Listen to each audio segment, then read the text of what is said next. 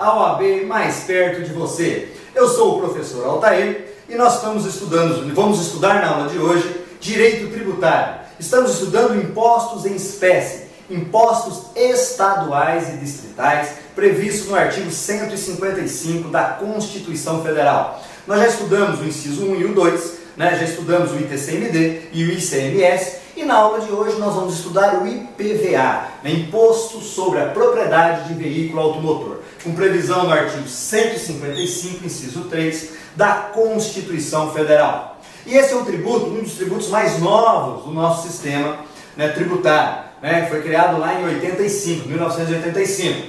Tá? E nós vamos ver os aspectos referentes a esse imposto.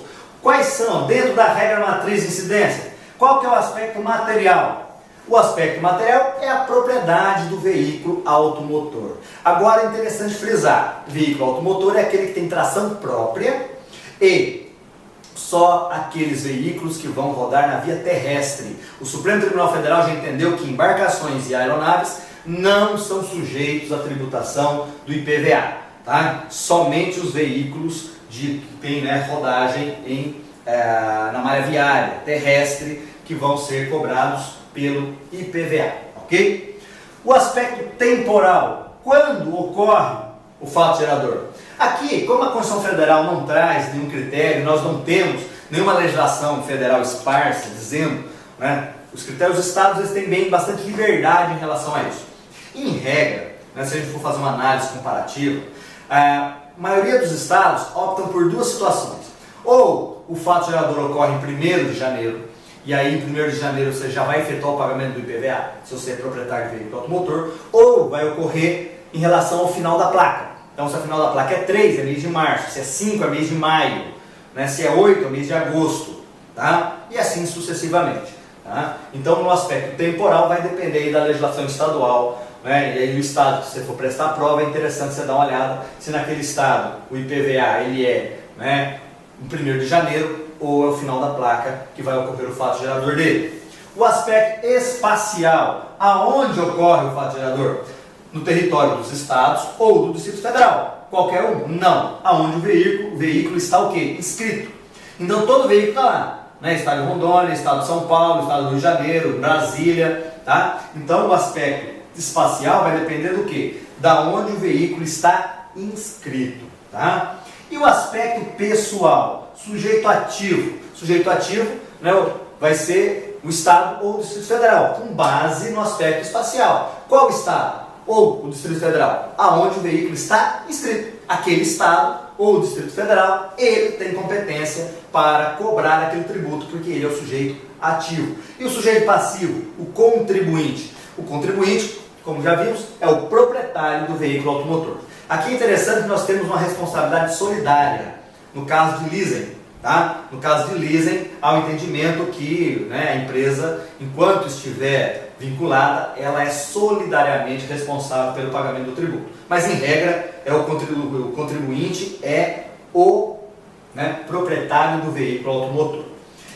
E o aspecto quantitativo, base de cálculo, vai ser o valor da tabela, o valor lá que o Estado determina para a tabela do valor dos veículos. Então lá tem uma tabela, veículo até tantas cilindradas, até tanta capacidade, tem valores diferenciados. Esses valores diferenciados tem como base, vai ser utilizado como base para o cálculo do tributo. Importante quando a gente fala na base de cálculo é o princípio da anterioridade tributária. Tá? Nós já falamos sobre isso em aulas passadas, os senhores já têm esse entendimento, mas é importante frisar. O IPVA, ele segue as regras. Então, se há um aumento agora, hoje, do IPVA, imagina, hoje nós estamos aí no dia 15 de setembro, tá? Só pode ser cobrado no exercício seguinte, perfeito. Só que nós temos, com base no artigo 150, inciso 3, a linha B, regra, anterioridade do exercício, perfeito. Só que nós temos também a linha C, no inciso 3º do artigo 150, que determina o quê? 90 dias. A base de cálculo, e somente ela, exceção à anterioridade nonagesimal dos 90 dias.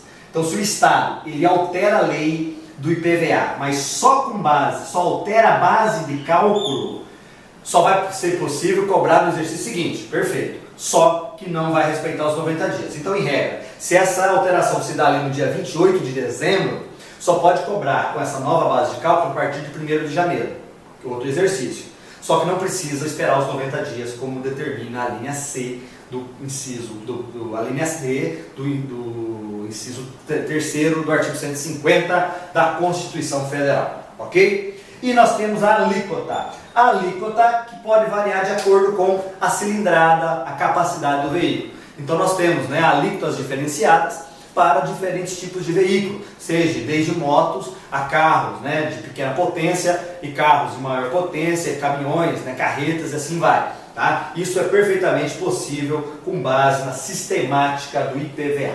Ok? Então aí, né, nós terminamos o estudo dos impostos estaduais e na nossa próxima aula de direito tributário no que pesa aos impostos em espécie, nós vamos começar a análise dos impostos municipais, que estão previstos lá no artigo 156 da Constituição Federal. Ok? Então até lá, e mais um Aprenda Direito, a OAB mais perto de você.